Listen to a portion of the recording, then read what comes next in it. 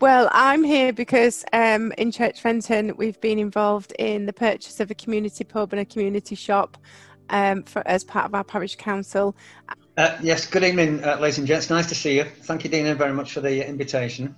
I sit with Sarah on Church Fenton Parish Council, and I was also involved with the purchase of our local pub in the village, two pubs in the village. So we purchased the White Horse pub a couple of years ago now through a Pubic Works loan, and we also purchased the community shop through a Pubic Works loan.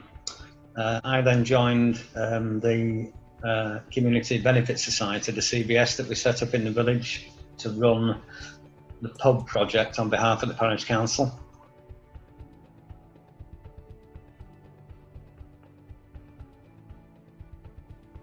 Coalville Communities and Neighbours, which includes all the neighbours, Whittick, Ibstock, Hugglescote. We talk about it as being LE67. It's Coalville and area, so it's not just meant to be Coalville town centre.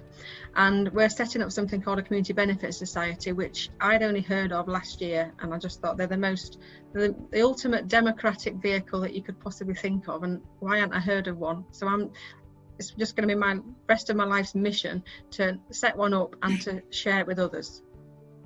So that's an introduction.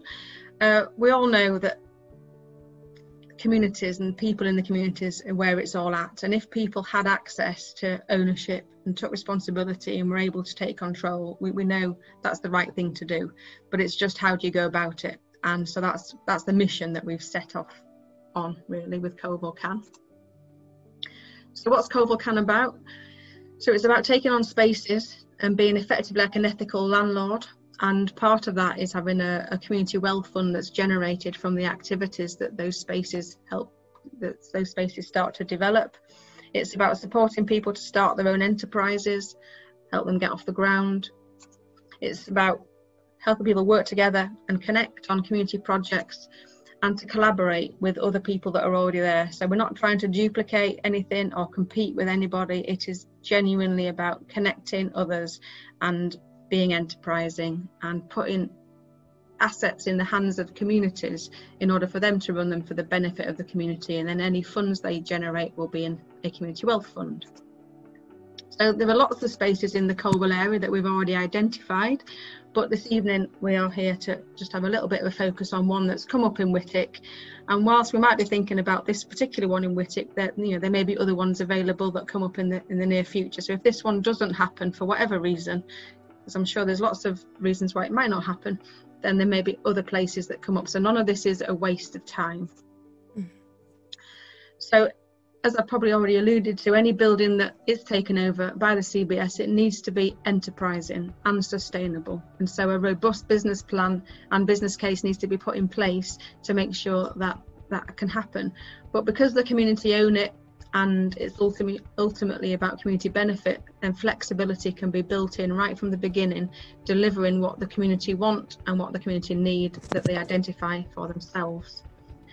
As the landlord is basically the community, all the surpluses and any rent would accrue back to the community via the wealth fund. And because we're talking about one in Whittick, I was thinking how is this going to work in Whittick if the £3 crowns happens? Ultimately it will be about local ownership. So whether that's Whittick Can CBS develops and becomes a partner with Coalville Can CBS, or it's a local CIC or something else, but ultimately it'll be in the hands of a subgroup of some description. So how I see it working at the moment is Coalville Can CBS will be the ultimate body, but there'll be a subgroup of people from the Whittick area that will take ownership, which will lead to its own organisation in due course, which hopefully will be another CBS. So just a little bit about the £3 crowns itself. It is on the corner, right in the centre of Whittick, in what's called Marketplace, and we think it could make a really cool creative community enterprise hub. So at the moment, since March, it's been a bit of a weed den, and it was busted by the police a few weeks ago, and this is what it looks like at the moment. got a really nice outdoor space with barns. It's got an upstairs space that's pretty large, a huge loft that could be converted in a fairly large ground floor space. So initial thoughts, and again, these are all up to be changed by the community and the consultation that we're doing, but initial thoughts are around a co-working space and a space to help people set their own enterprises up, thinking about what's happened with COVID, with businesses shutting, providing a space where people can come together and yet still work locally. As an outdoor space that could be for eating and drinking, but also a creative space.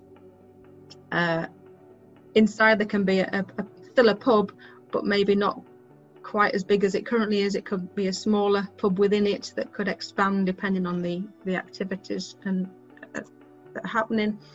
Like I said, there's a really cool loft space that could be converted into accommodation, and this could be somebody locally that then, you know, has some duties within the place, caretaking, etc. And then a large flexible seating space that can be used for all sorts of activities. So as part of starting the investigations in this, we realised pretty quickly by working with the More Than a Pub crew and joining the Plunkett Foundation, that a survey is what's going to start things off. In order to go for any of the funding, we need to get some evidence that this is what people want, and encourage people to get involved and listen to the community and work together. So we've put a survey together. It's only just been out for a few weeks. There's about 40 responses so far. And so what I thought was I'd just share some of the results so far, to show you where, you know, what's happening, and then we can start tweeting these and sharing them in the community to encourage more people to fill it in. So the first section is about what's strong, looking for places that people think are important in Whitwick, places that people think could be better used, where people get their information from, things like that. Then there's a second section, and it's not too long actually, it probably only takes 5-10 minutes to complete it maximum. The second section is about specifically what activities could happen at the Three Crowns or somewhere similar. So that's a little bit of a patchwork of what we're seeing so far. Then there was, one of the questions was about where people get their information from. So there's some names that people will recognise there, and I'm sure there's loads more.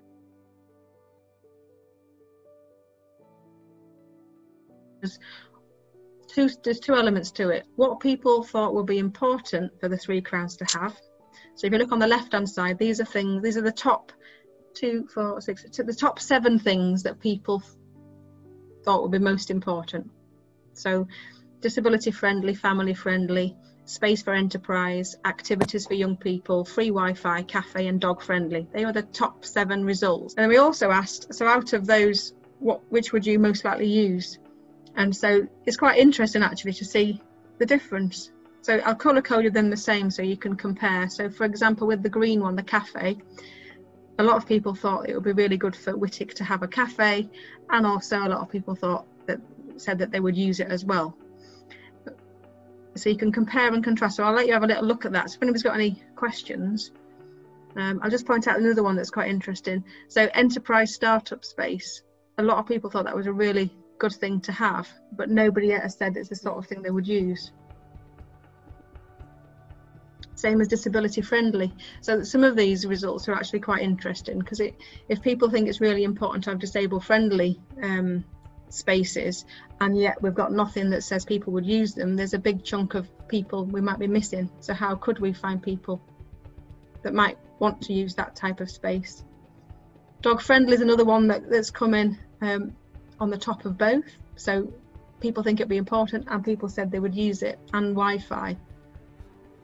So I just thought that was quite interesting. Bear in mind, it is only on the first, 40 odd results. So that's going to change. And I look at that and I read it that actually you've got people that are being very strategic in their thinking, that actually if we are going to do this, we don't want to just do the same old. We want to give opportunities for startups, and we want to be as inclusive as we can and be disabled friendly. But actually, me personally, I don't need that, but it would be really helpful for us to have that, because that to me shows that they've got a passion for this lasting a long time, as opposed to just meeting an immediate need that they personally have. So I think they're really positive results. Really good.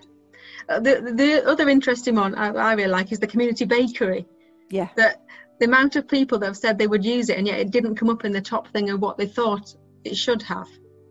So actually that could mean maybe not for that space but another space, but it shows the level of interest in having a community bakery, which could lead to another building doing that offer. And actually I know 2 or 3 bakers in Whitwick who are all startups doing really cool stuff, but to have a space where they could come together to do a community bakery would be really good. It could be really exciting.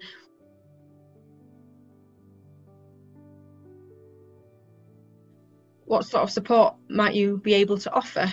And these are the results. So 24 people who did the survey offered support, with 17 leaving their details, and these are the sorts of things they were interested in. So connecting was a big one, marketing and advertising, fundraising, and support with admin and IT. So I was quite pleased with the level of that.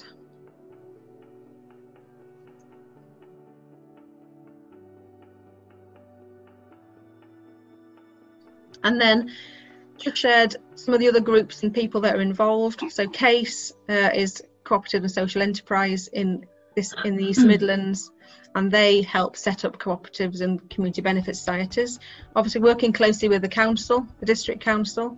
Plunkett, who help set these schemes up. Locality are a membership organisation that help communities take over assets and connect people. In fact, we did this presentation to one of their group meetings recently. Same Reaching People, they're a membership organisation, Leicestershire based, about trying to get lasting change in the area. Been speaking to Whitwick Parish Council, so it's nice to meet Tony this evening, because I hadn't met Tony in his capacity as Whitwick Parish Councillor, but I have over the last few days met quite a few of the others and the clerk, and they're very active and very supportive of Whitwick. There's a group called the Thomas White Loan Charity, and they're local and they can help people set up their own enterprise. So if we get an enterprise space going, we fully expect them to be involved, supporting people to set their own businesses up. I realised I've spelled business wrong there.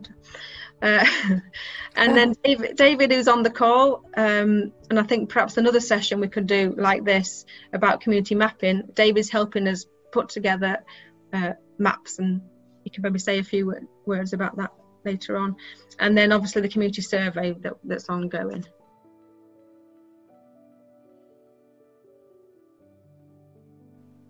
So I just thought it'd be useful to just share quickly why we've chosen a CBS. We've alluded to it, and I'm just going to pull the whole thing up. But basically, a community benefit society is a type of cooperative. So it falls under the cooperative values and principles, and it's completely independent. Anyone can be a member of a CBS and any organisation. So anyone around in this meeting, but all the bodies we represent, they can all be members. And it doesn't matter how many shares you have, how much investment you've got in it, you just get one vote. So the beneficiaries of a CBS, the difference between a CBS and a normal cooperative is that the beneficiaries are a defined community. So Coval can, like I mentioned at the beginning, has defined LE67 as its community of benefit. Charitable tax status on a community benefit society, and that means the assets are locked. So you register with the Financial Conduct Authority, so you've got like Companies House but for cooperatives. It's got a set of rules and it's run by an elected board, so any of those members can be part of the board. And a unique thing about a community benefit society is it can do something called a community share offer, and this is hopefully what Sarah and Ross are going to be sharing their experiences of. That we've talked about it, but we've obviously never done it because Coval Can CBS has only just been set up. So we're very interested to see how it goes. And we think they're a bit more pirate. So there's a book out called How to Be More Pirate, and there are 3 pages on Coval Can. So just a bit of a plug there. But it's a really cool book about people all over the world actually that are just doing things a bit different, and they'd never heard of a CBS either. But I think they come under other names. So what you will have heard of is a community shop or a community pub.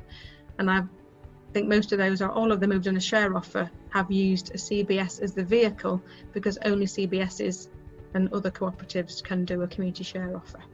So a little bit about what next. Obviously mentioned finding and supporting a Whitwick crew, continuing with the survey. talking again to the parish council. I've been invited to go to one of their meetings and answer any questions, and perhaps later on in the new year do a presentation similar to this, although this will be recorded so we can share it in advance.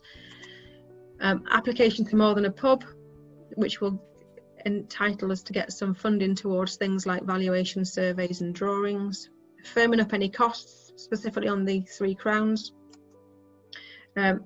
If the £3 is going forward, agreeing a price with the owner, timescales and detailed drawings and planning, and then funding applications and a share offer. So that's kind of where we are at the moment and what we're thinking about. And I believe, yes, so welcome to Ross and Sarah, because they've both done it before.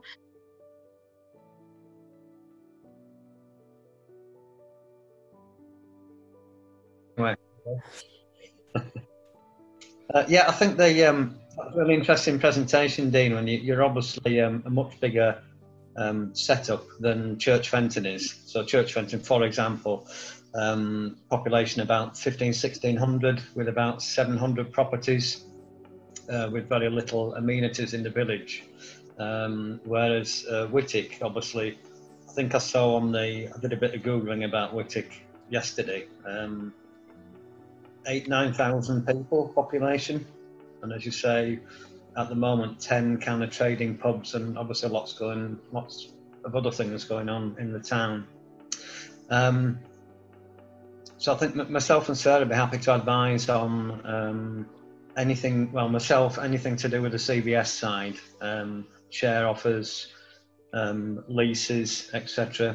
So the CBS in Church Fenton has a lease from the parish council, and it has a lease to the operator of the White Horse pub in the village.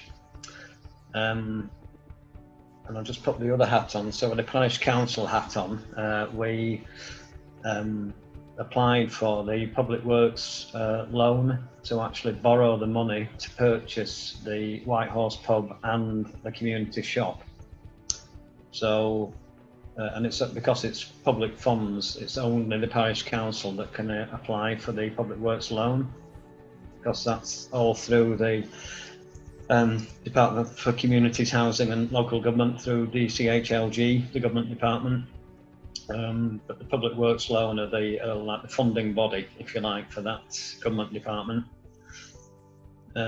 So we quite scarily borrowed last financial year £810,000 to buy the pub. £810,000 to buy the pub and the shop in the same financial year, which apparently was unique for any parish council in England to have that kind of money made available to them. I'll just interrupt you there just for 1 second, just to put some perspective on that. So our precept, the amount of money that we get in each year, is less than £25,000. So for us to take on over £800,000 worth of loans was a massive, massive undertaking. And we'd never done anything like it before. So sorry, Ross, carry on. Yeah, no, quite right. So it's quite scary at the time, but when you were talking about funding, Dean, earlier on, and the CBS and share offers, etc., and grant funding, yes, you can do that through the CBS, but we looked at different ways of funding, obviously, the two purchases. And to put it in a nutshell, the actual cost of the two properties was round about the same price. So it was round about 350,000 for each of the properties. And then we borrowed some further funding to refurbish the pub, the White Horse pub, which had been closed for like two and a half years. So it was in a really derelict state. So it needed a lot of work doing to it. Have you applied for an asset of community value listing?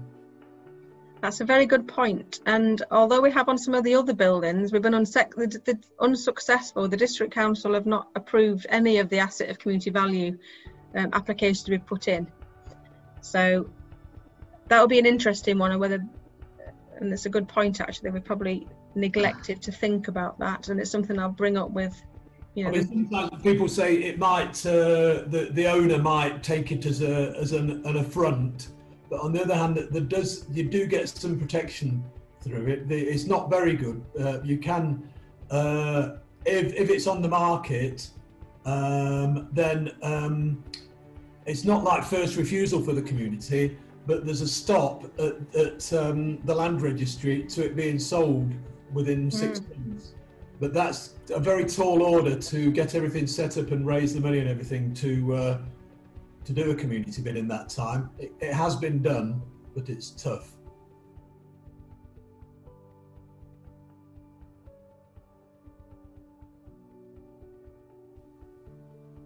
If I could come in there. So we had, as Ross alluded to, we had two properties. We had the shop and we had the pub. And the first thing that started it all off at the very, very beginning was we were putting our neighbourhood development plan together, and we were having our working group meetings, and we must have had 20 or 30 people at our working group meetings. We're now down to 1 or 2 people, and the reason for that is that those first few meetings, it became really apparent that the pub and the shop were key focal points for our village, and that if we lost them, it would be a massive loss to our village. So we recognised that we had quite a good passion within the village, or a good level of support to do it. So what we did as part of that process, we did do the registering of the assets of community value, and actually we tried to do more buildings. So we also tried to do the Indian restaurant, but we didn't get that. We didn't get that through, unfortunately. But we did get, Ross, you'll probably correct me, but I'm sure we got the Fenton Flyer, which was, we had 2 pubs in the village, 1 shop and post office, and we got all of those registered as community assets. And it's interesting because the Indian restaurant was really honoured that we'd asked him if we could register it as a community asset, because he was like, that's brilliant, that's my business, I did that. But equally, he didn't own the building, it was actually part of the railway. The post office were more than happy for us to register as a community asset, and as for the White Horse, I don't know, but it didn't get any objections, so I suspect the company that we eventually bought it from was comfortable. But there were 2 fundamental, or the 2 purchases were fundamentally different in that the shop had been on the market for at least 18 months before we'd started our neighbourhood plan and had actually got going on this.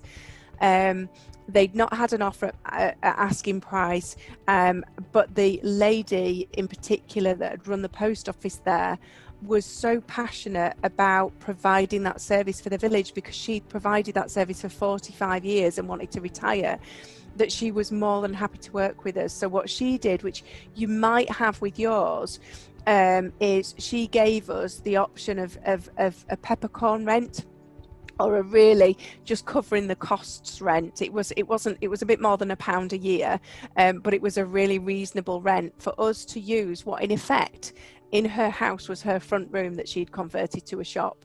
And we went in and we converted it into, sort of changed the layout a little bit, and we set up the volunteers and we ran that as a business.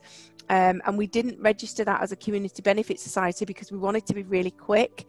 So we did it as a company limited by guarantee. It was limited by a guarantee of £1, and we sold shares, but we only did it for £1. That was definitely the first one that we did. We had a lot of support. We had people baking for us. We had, we would ring round and get stuff for free to put new worktops in or whatever, to sort of really jazz it up. The sad thing about it is we lost the contract with the post office, so we couldn't keep it going as a post office, although we can get a temporary post office, sort of a part-time one coming in. But the passion within the village was definitely there.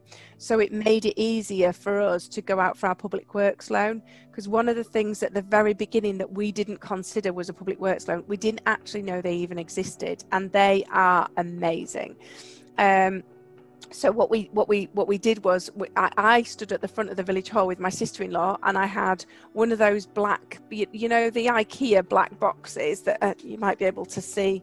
This one, I don't know if you can see it, but just one of those black boxes, And I just said, I don't want any names. There's no guarantee, there's no commitment, but just write on a sheet of paper if you're prepared to help us buy a building. And by the way, it's 350,000, so we need quite a bit. And we got some within that one night where we just did a session in the village hall and said, look, we think we might be able to do it. We're speaking to Plunketts. We know nothing about it. Are you interested, and will you help us? And by the way, I have no retail experience, but I've got a lot of enthusiasm, so I'll support it as much as I can. But please, if you've got retail experience, come forward. And in that 1 hour's meeting, in little notes of paper, I got £130,000 pledged. So that gave us do you know what, we can do this. We can absolutely do it. And as time went on, we had the gift of time to do it. And at that stage, we then understood and learned about this Pubic Works loan, which was just phenomenal, because it's a 50-year loan. We tell them what we want. We've got a guaranteed interest rate that's ridiculously low. And so all we then had to do was just go out to the village and say, look, you're committed to give us all this money, but actually we don't need it, because if you back us and you back the shop and you use the shop to spend your money, we'll get a cheap loan and we will buy it, and we will let the profits from the shop pay for itself. And that's more or less what we do with the shop. But the counter side of that, or the opposite of that, was the pub, which was not owned by somebody in the village, that didn't have the passion that Mrs. Mason had. So Enterprise Inns had this, and they'd put it on the market, and we knew that there were developers swooping, because this was in the centre of the village. It had a car park, and it had a large garden at the back, and it was the pub itself. So we were really aware that these developers were swooping round, and this wasn't just protecting our pub in the village, because we did also have the Fenton Flyer, although the White Horse and the Fenton Flyer are different options, because the White Horse was more of a food pub. But because we knew the developers were there, we thankfully had the asset of community value registered, and we went straight in with an offer, and we ended up paying more than the asking price and more than the valuation, but less than we know the developers were prepared to go to.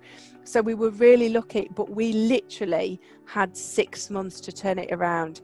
And I remember coming out of one of the parish council meetings, because as Ross said, we're both parish councillors, and the clerk turned around and said, I think it's fabulous, I think it'd be absolutely amazing, but we just don't have enough time. Which I think put a rocket up all our backsides, and we were like, actually no, we do have enough time, we are going to do this. But unlike the shop, where we were run with volunteers and all the shop had to do was make enough profits to pay its rent, and it was fine, with the pub we had a different option, which fits into the 4 criteria that Dina mentioned earlier. So you talked about supporting people, working together, but also that enterprise. And so what we wanted to do with the pub, we've bought the pub as a parish council, and because we've got such a low level of interest on there, and it's over a 50-year term, the mortgage payments that we pay on that are significantly lower than the low level of market rent.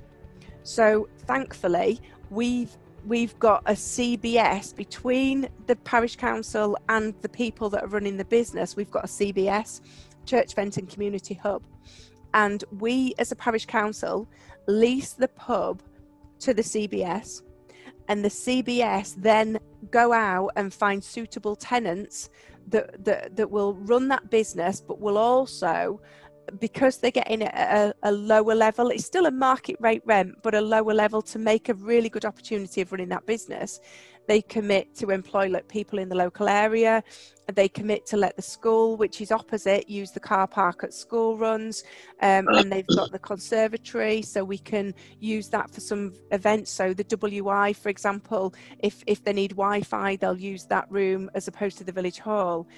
So we've got it where we've got 2 loans, one that's working with the CBS, But the one that's working with the CBS actually is getting extra income in and extra facilities for the business, for the village, in the car park and the rooms and stuff. But the excess money that they get each year, that is then built up to then get this community fund. And with that fund, we can go out and do other things. Now, we're very, very early stages because this all happened sort of 2018, 2019. But I would expect in the next couple of years there'll be a glut of money that we can then either buy I don't know, a village minibus, or we need some more graveyard space, so we might buy a field, or whatever it might be that we might do. That community hub is there, and that's the one that we've got a shareholding in. And but yeah, and I echo what Heather says. Sarah, that was amazing, very inspirational. So just let me hand over to David for a second before he leaves, and then I'll come back to you. Hi, I don't want to interrupt the flow. I just think it's absolutely brilliant and so inspiring, and you know, what a conversation to have on a Friday. Yeah, we're talking about mapping, but I mean, what you've got is a lot of information potentially about what's going on in Whitwick. Who are the key people, what are the organisations, what's the stuff on the ground, what are the organisations you want to connect with, and so on and so forth, and you're pulling that out. And obviously some brilliant stories in there as well, and so on. So how do you make the most of that? And you know, in these times when we're doing so much stuff online and people getting more capable of using technology, how do you make the best use of technology? And so I think it will be, you know, I'd love to help and have other people get involved in helping figure out how to do that in a way which involves people. So you can take the survey, you can take the content you've already got, you can put that onto a map, you can add some stories around it and so forth. And then you can say to people, using the community asset bingo techniques that Dean has been developing and so forth, what are we missing? What else have you got here? Chip it in and so on, and people will chat around that and so on. So you're not just gathering all of the information from the community, people are getting involved at the really early stage.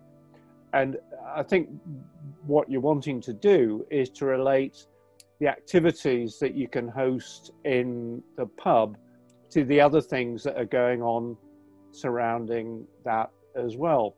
So if you can develop a way in which you get people involved in designing what's going to happen in the pub, as well as involved in gathering and sharing information on what's going on elsewhere, you're also raising awareness, doing some marketing, getting people involved and so forth. So you get some real momentum into it. Anyway, I'd love to share more about that later on. The other thing was that we're all getting a bit better at Zoom and so on, but I found another place recently started by some academics at the university in London, which would allow you to create a virtual pub. So instead of having these sorts of conversations, which are okay, we could be looking at a screen which was like a pub layout, if you like, and you can decide who you want to go and sit next to, who you want to chat to. Do you want to stay in that room or drop out somewhere else or whatever? So I can get a demo of that if you're up for it, and I think it'd be a brilliant additional thing to do. Anyway, I just want to say how enthusiastic I am about joining any crew. Thanks, David. You're in. Not getting away now. Okay. Who else do you have on your team? Was there anyone you didn't have that would be advantageous to the project? A CBS Dream Team. I would say we had everybody on the team who wanted to be there and who was passionate and then was enthusiastic. And I think passion and enthusiasm far outweigh a lot of the, well, I've got the skill, but I'm not really that interested in doing it. So we really wanted people that wanted to get involved and that wanted to help us out and support us. But one of the things that I think Ross might correct me, but we because we had the shop and the pub as two completely separate entities and separate ways of doing it, we did the shop first. And I think in hindsight, maybe we would have done it differently. So, for example, the share scheme, we raised quite a lot of money as from, I say we, the hub group, the CBS that was the community hub, they raised £70,000, I think I'm right in saying, that would help support the renovation of the White Horse. And that was all through shares. So I had shares in the community hub of £750. But the most I invested in the shop was £1, because we were all buying a share at £1. So I think in hindsight, if we'd have done it, if we'd have known about that option to do sharing differently, we might have made a different decision. Or the management committee. So I didn't join the management committee for the shop. I said at the very beginning, look, I've got the enthusiasm, I've got the passion, I think it's a great idea, and very much helped in that first week of when we got hold of the shop and getting it turned around, and then did the volunteering shifts.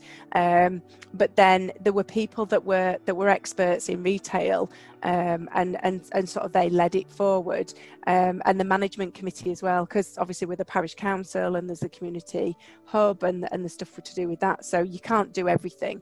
But I think if I'd have been part of that management committee and had known about the money that the hub was going to raise as a CBS, I think I would have promoted actually doing the share thing differently. But as for the people on the team, it's pulling in the resources in the area, and it's people that are really passionate about doing it. Team that we had originally on the hub stroke CBS, on that management committee, they had like a cross experience of the retail sector, of the building sector, so the building and kind of refurbishment sector.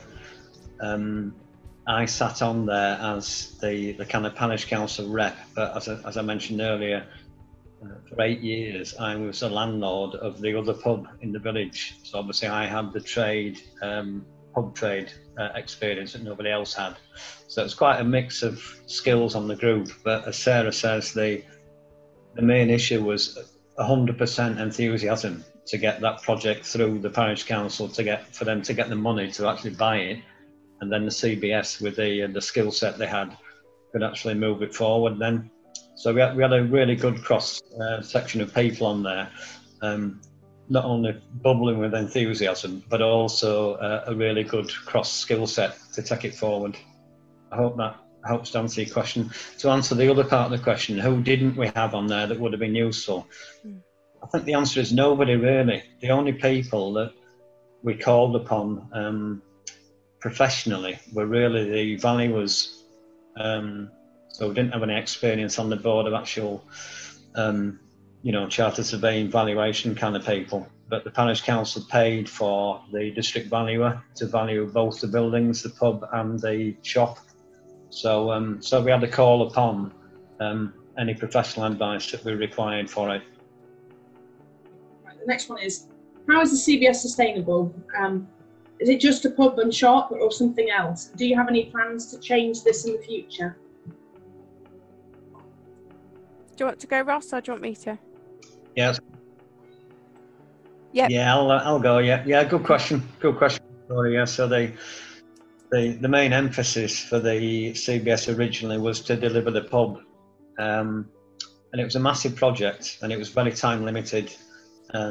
So the CBS went out to get interested parties who could actually run the business for us. So that was the main focus, if you like, of the CBS, was the pub initially. But obviously the CBS is a much wider body. So it represented, in effect, the community and the village. So once the pub was delivered, the CBS is now looking at other projects within the village that it could possibly take on in the future. So it might, for example, get involved in maybe a new village hall for the village, or maybe some additional car parking for the village, or maybe something to do with the play parks that are in the village. So lots of different community projects that CBS can now turn its hand to, now they've delivered the main project, which was the pub initially. So yeah, it's still a going concern, and it's expanded actually. So the original membership was about 7 of us, I think.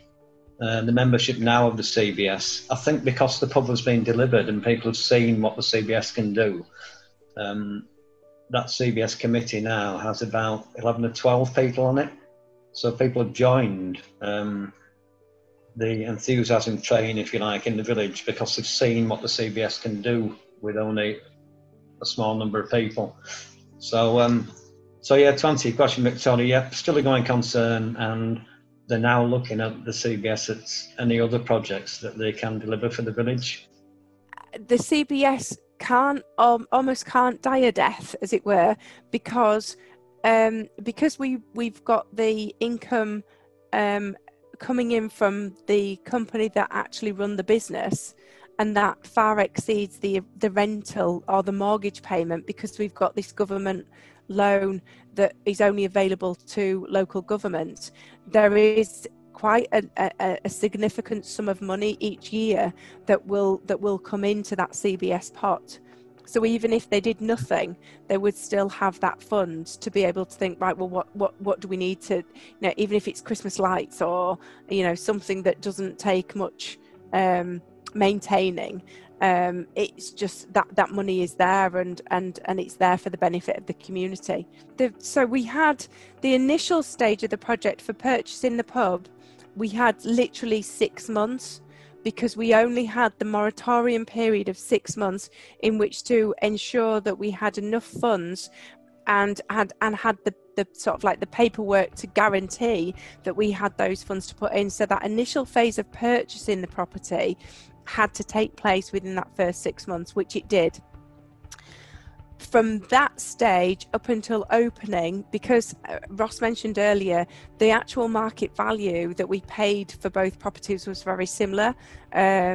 However, we recognised that the White Horse had been closed for a considerable amount of time. It's a heritage asset. It isn't listed, but it is a heritage asset, so it's quite an old building.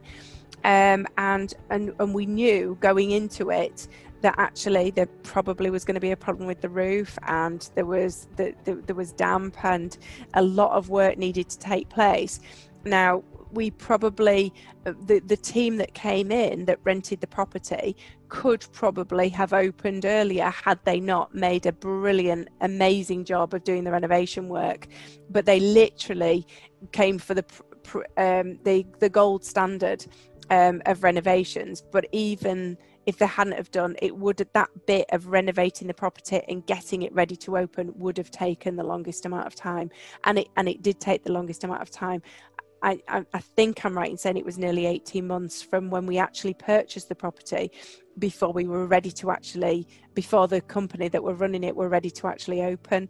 And there was the money that was in the shares from the CBS had gone in to help fund that. There was some money from the parish council loan because we'd taken additional borrowing, knowing that actually we might be in negative equity for a short period of time. But I think let's say total borrowings were around about 500,000. It'll be in the public limit, the minutes somewhere, but let's say it was around about £500,000. We've had a value of in excess of £1 million. So we knew it was a little bit of a gamble, especially as our income was £20,000 a year. But we also knew, well, this is bricks and mortar, and worst case scenario. What we did all the way through was think, well, what's the risk mitigation? If this goes wrong, how are we going to get the money back without having to make the parish pay in their council tax for a building or a property or whatever it is, a venture that's just gone sour? And so we always had to have that risk mitigation in there. And so for that, it was, well, we're going to be in negative equity if it's a building as a pub, but actually if we sold it as a building plot, which we wouldn't want, but if the whole business failed, we know we would get more than the amount that we'd got. And so we just had that in the back of our minds all the time. Yeah.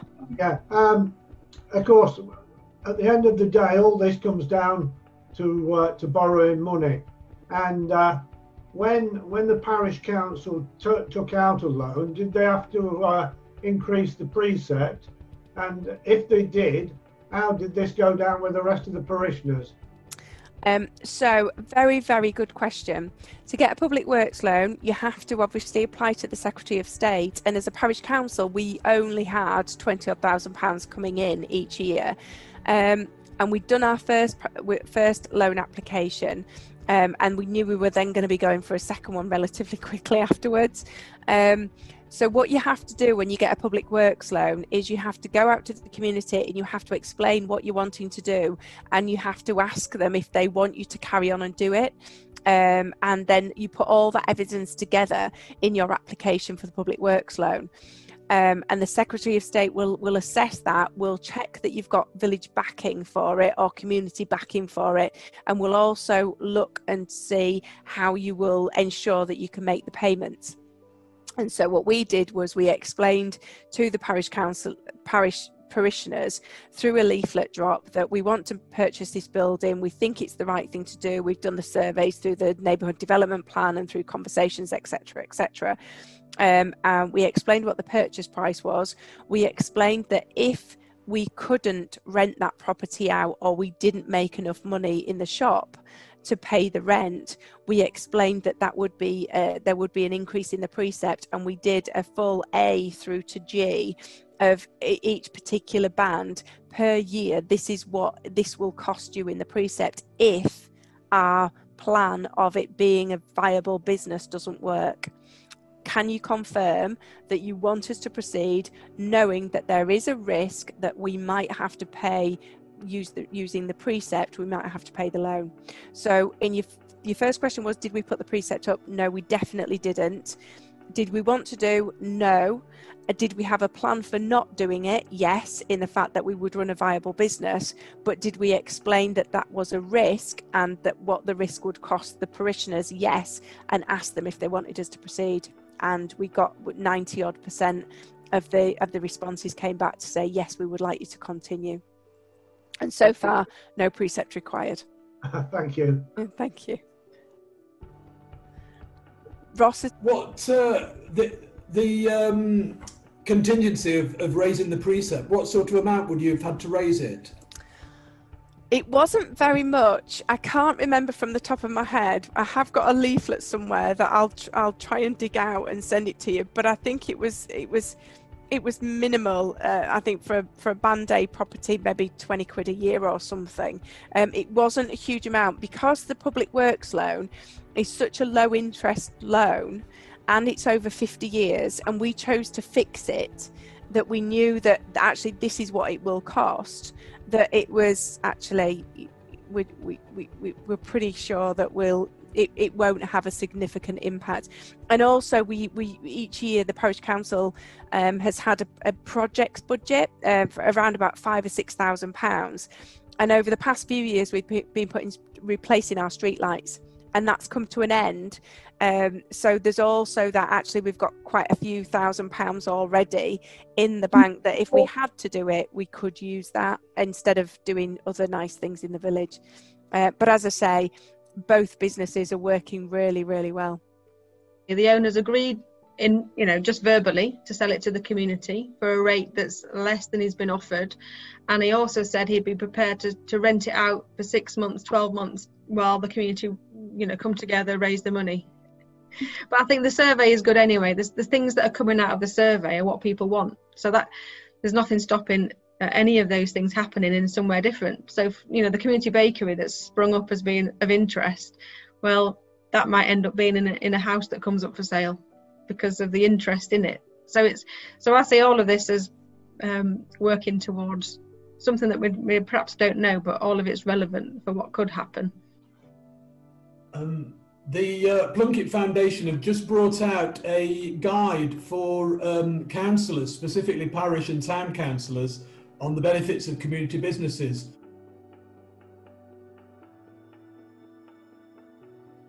That's the most beneficial thing I think you've talked about, is how public works loans work, how easy it is, how you can talk to the parish council and the community about getting them. And I think a lot of parishes and councillors don't know they've got that power. No, we weren't aware of it at all. And I think one of the things that was really powerful our CBS, Leslie, who was hoping to join but obviously hasn't joined this evening, which is a shame because she's an amazing person, but she managed to get district councillors to buy shares in the CBS. She got the local MP to buy shares in the CBS, and so she'd got a lot of influential people backing this project that we were working on. And then the other thing, that there's an MP, is called John Howells MP, and luckily he came up to our area and I found out about it, and I went to go see him and said, look, I'm Church Fenton Parish Council, I know we've asked for one Public Works loan already, but we need another one, and this is why we need it.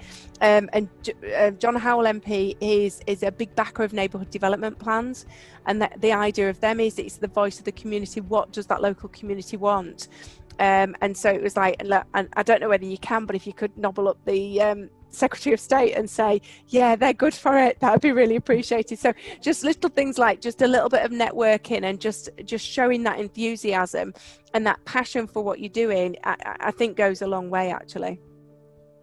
Can I just ask about the public work loans? Is there any limit to them? So if you can prove the community want it, you can show your business case. Yeah. Can they say no? Well, they can, but as far as we're aware, but we applied for two for over £800,000 within 12 months, with our precept income being around about £25,000, and we got them both approved. But they had solid business cases behind them. You know, everything's easy after they've said yes, isn't it? But at the time, you've got to put you've got to do the research. You've got to make sure that you've told the parish, this is what we want to do. This is why we're doing it, because we think you want us to do it. If it all goes wrong, this is what it's going to cost until we can sell these buildings back on. So I think they can turn it down, Dana, but as Sarah said, if the business case is robust enough behind it, and the actual application form is very, very simple to complete. It just needs a business case as like an addendum to that to back it up. But the amount you can apply for is limitless, depending on what your business case is. I think it was Alec who mentioned earlier on about the ACV. So we had an ACV on both properties, which bought us 6 months of time as a local community to put the actual business case together and get the application, etc. So it seemed like it was a real push of time at that time, but actually 6 months is a long time, and the PWL process took maybe weeks, 3 to 5 weeks from actually applying for the money to getting all the money available for to be able to draw down from the monies that were given to us. So that the PWO process actually quite a short length of time. The time that was really of the essence to get things together was a business case, really. That took a couple of months to get it really robust and for it to be able to stand up to, PWO scrutiny, if you like. Yeah. But that's the process, quite a short, easy process, to be honest. And I think we said before, but the interest rate, fixed interest, 2.8% fixed for 50 years, wow. Which is compared to high street banks or any other funding organisation, in 49 years' time, it will still be 2.8%. It's just like a no-brainer. I just don't get why everybody's not doing. I can't. Now we've found out about them, we're like, these are brilliant. No, there's a couple of things about a PWL. What we heard was that it was a fairly short process. If you wanted more than £13 million, you had to give them a little bit more notice just to get the money together. The other thing was that the council has to have a certain competence to be able to apply for the loan, and I think this relates to the qualification of the parish clerk. I saw that in the one pager. So we did have we've got a new parish clerk now, and she's going for her qualifications, but we did have a qualified parish clerk at the time that had gone through the relevant qualifications, but we weren't a quality council. I think we're going to go for quality status, but we weren't a quality council. It was just we did have we had the parish council clerk qualification. Yeah. what are your top 5 tips for anyone thinking of doing this? There you go. Wow, that's a nice fast question for us to answer. I think mine would be the backing of the community, definitely top tip. If you've not got a neighbourhood development plan, I would look around working on that, because I think that makes future projects a lot easier. Assets of community value, definitely. So that's the third tip. Public Works Loan, no brainer. And a lot of passion, energy and enthusiasm. I think they're my top 5 things. Ross? Don't know to add to those, but I think for me personally, probably the 2 tips would be, whatever you decide to do with the 3 crowns, you must get the village on board, and communication, and listen to the village, listen to the community.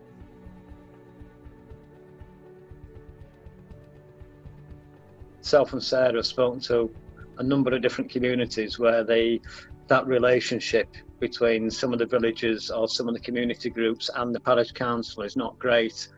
But if you want that parish council to apply, and it's only them that can apply for the PWL, you need to get them on board, and that relationship needs to be strong and enthusiastic and driving for the same goal.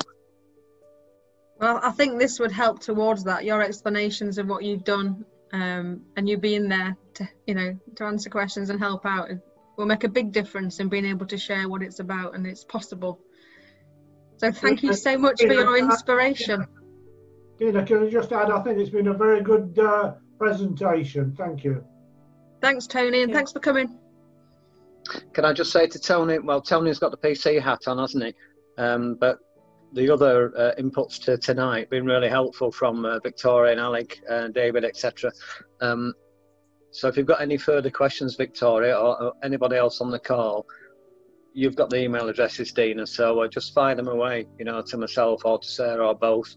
And we're always more than happy to help and try and advise on any issues that you might have. Have your group got a website by any chance?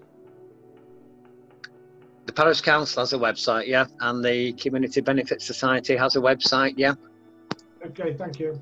So if you search Tony under Church Fenton, it will give you a number of different options there. Can I just thank every single person for coming? It's been brilliant. We're going to get the Christmas song then, yeah? You are going to get the Christmas song that features Whittick big time. So I'm just going to come back to the meeting because I've got it on my YouTube now. But I thought it'd be a nice thing to leave with, being as it's nearly Christmas. So if I remember, one thing to add is there is the monastery on there. Yes, there is. Have you seen it, Tony? I have, 1 or 2 times. I think I've done most of the 2,000 views actually. So I'm going to play this, and if you leave during it or at the end of it, then that's fine. And have a lovely Christmas, everybody.